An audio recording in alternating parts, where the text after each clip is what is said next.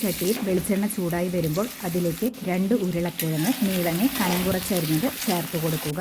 എന്നിട്ട് നന്നായി തന്നെ ഫ്രൈ ചെയ്യുക. ഇനി ഇത് മറ്റൊരു പാത്രത്തിലേക്ക് മാറ്റിയ ശേഷം ഇതേ എണ്ണയിലേക്ക് 2 വഴുതനങ്ങ നീളനെ കനം കുറച്ചരിഞ്ഞത് കൂടി ചേർത്ത് കൊടുത്ത് ഇതും നന്നായി ഫ്രൈ ചെയ്ത് എടുക്കുക.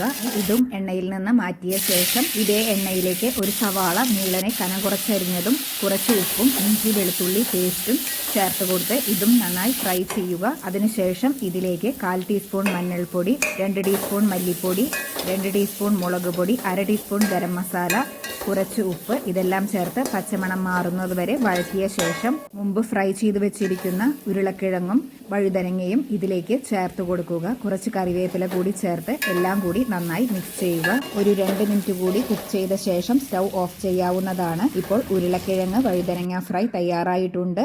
വീഡിയോ ഇഷ്ടമായാൽ സബ്സ്ക്രൈബ് ചെയ്യാൻ മറക്കരുത്. താങ്ക്